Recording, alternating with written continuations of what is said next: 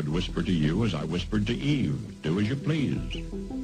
Literally, the motto of the Satanic Church is do as you please. Sometimes I look at America and I feel hopeless. And I could lure you into bed with diseases for which there is no cure. That's chilling. Seems silly to think that way. What year was that? Holy sh**.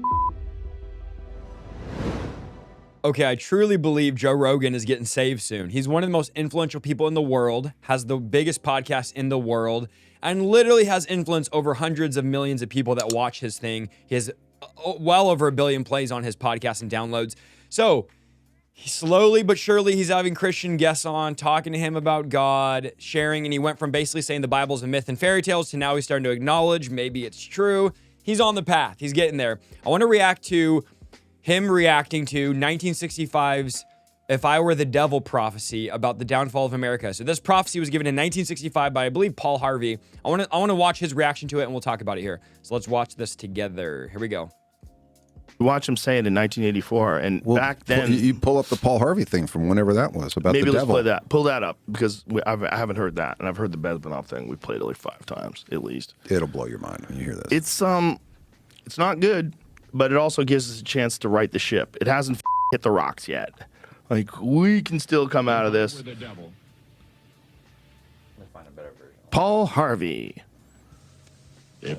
So here he goes. He's about to watch Paul Harvey's prophecy from 1965 of, if I were the devil, this is what I would do. And spoiler alert, all this stuff is happening right now, which is crazy. Were the devil. Is this the thing? Yeah. Okay.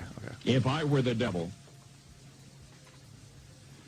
if I were the prince of darkness, I'd want to engulf the whole world in darkness, and I'd have 1/3 of its real estate and 4/5 of its population, but I wouldn't be happy until I had seized the ripest apple on the tree.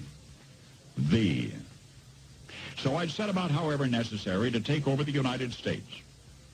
I'd subvert the churches first. I'd begin with a campaign of whispers. With the wisdom of a serpent, I would whisper to you as I whispered to Eve, do as you please. Literally, the motto of the Satanic Church is do as you please. And now they're having the kids after school Satan program. So what he said in 1965 is literally happening. To the young, I would whisper that the Bible is a myth. I would convince them that... Now, here's the scary part. It says, to the young, I'd whisper the Bible is a myth. What's, I'm sure, freaking Joe Rogan out is that he actually said that in one of his podcasts. He said the Bible's fairy tales, a fable, and just myths. Why do people believe it? And now he's listening to a prophecy about what the devil would do, knowing he's actually part of that prophecy. Man created God instead of the other way around. I would confide that what's bad is good and what's good is square. And the old I would teach to pray after me, Our Father, which art in Washington. Wow. And then I'd get organized. I'd educate authors in how to make lurid literature exciting so that anything else would appear dull and uninteresting. I'd threaten TV with dirtier movies and vice versa. I'd peddle narcotics to whom I could. I'd sell alcohol to ladies and gentlemen of distinction. I'd tranquilize the rest with pills. This is literally what is happening in America. Sometimes I look at America and I feel hopeless, but I know God has a plan for revival, for awakening. Man, America's so far, but it's not too far for God to move. This is exactly what is happening right now in America. If I were the devil, I'd soon Joe Rogan says, wow. have families at war with themselves, churches at war with themselves, and nations at war with themselves, until each in its turn was consumed. And with promises of higher ratings, I'd have mesmerizing media fanning the flames. If I were the devil, I would encourage schools to refine young intellects, but neglect to discipline emotions. Just let those run wild. Wow. Until before you knew it. Joe Rogan's shocked. He's shook by this prophecy. I just love that this is even being talked about on his show. The biggest podcast in the world, and they're talking about a 1965 prophecy. You'd have to have drug-sniffing dogs and metal detectors at every schoolhouse door. Holy shit. Within a decade. That is crazy. 1965, he said you'd have to have drug-sniffing dogs and metal detectors. And that's literally what schools have now.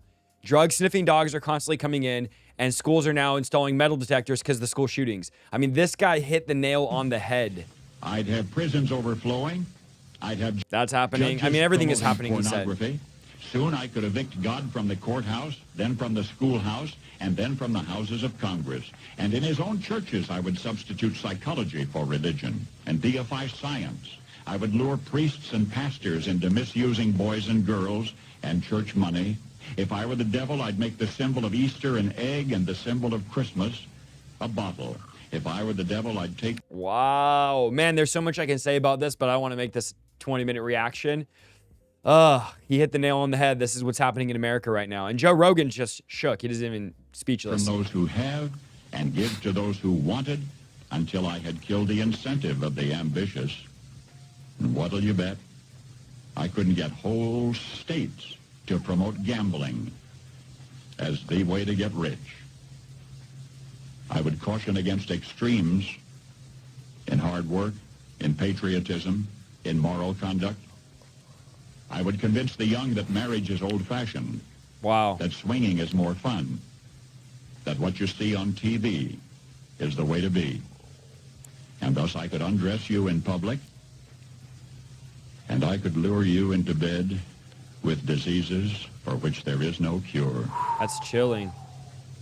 In other words, if I were the devil, I'd just keep right on doing what he's doing.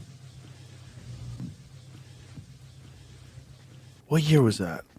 It was 65, but... Holy shit. 1965. That's amazing. 60. This is Joe Rogan to a prophecy saying that's amazing. I'm telling y'all, God is working on him. Let me know in the comments right now. I don't watch the Joe Rogan show, so I just watch clips. I know Ruslan covers it a lot. I've seen a lot of his reactions to Joe Rogan. I kind of follow it through that.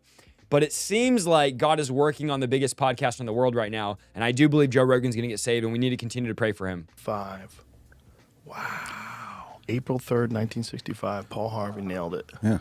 Wow. So you can He's shook. use devil as a euphemism for anything that you want. Yeah. But no. You don't use devil for a euphemism. He literally said in the beginning, the devil is the prince of darkness. So Paul Harvey was talking about the devil, not a devil or not a euphemism. He was saying this is literally... But the result's the same. is. And we're seeing it. We're seeing that, you know, I think they said, somebody said that all these things are bad, work ethic, all these things are racist or whatever. It's Yeah. Toxic masculinity. Oh yeah, I've been accused of that. All right, whoever's running Joe Rogan's production, y'all got to center the guest camera. You guys are driving me crazy over here with the guest camera. Congratulations. You're on the right side. Like, center this guy. Why is he off on the side? I don't understand. That's a fascinating one. Yeah. Defund the police. Toxic masculinity. Yeah, that worked great. Yeah. They're all in the same sort of category of things. Like, that seems silly. Seems silly to think that way. You need all of it. You need masculinity and femininity. It's okay. Just be whatever you are, but you need it. Yeah. And if you want to tell those dudes that are playing football that they're toxic masculine, what else are you gonna get? Who's gonna play football other than like? So it seems to be that Joe Rogan is shook by this prophecy and agrees with this prophecy. So is God waking him up? Is God speaking to him? We're seeing right now a massive amount of celebrities getting saved. I interviewed Gideon, who had, 20-something million total followers, that's given his life to Christ, surrendered everything. Kat Von D, I covered her story. I even messaged and reached out to her, and she responded to me about how she's now serving God. A lot of these celebrities are realizing it doesn't matter how much money you get. I think Joe Rogan's Spotify deal was $100 million. At the end of the day, without Christ, there's going to be a void in your life. There's going to be an emptiness. And so I'm grateful. I'm excited for this celebrity revival, God saving celebrities. I'm here for it. I'm praying. Hey, I believe Mr. Beast is next.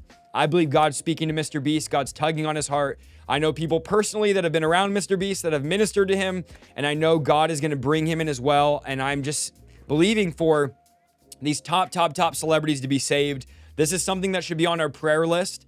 A lot of these big-time rappers and hip-hop artists shouldn't be on our playlist. They should be on our prayer list. We should be praying for them. But it does feel like Joe Rogan, that God is tugging on his heart, that God is calling him. He keeps having on Christian guest after Christian guest that's sharing the word with him, that's quoting scripture. He's looking up Christian videos. He's looking up Bible prophecy and probably seeing that, man, this is, it's like God's chasing me. God is chasing him, and God will do that with somebody he wants to reach.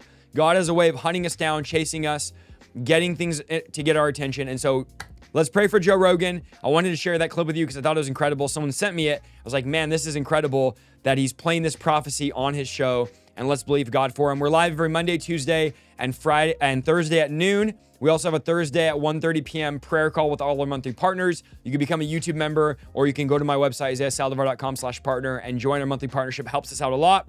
Love you guys. Appreciate you guys. Let me know your thoughts as always in the comments. I read all the comments below, and we'll see you guys in the next video.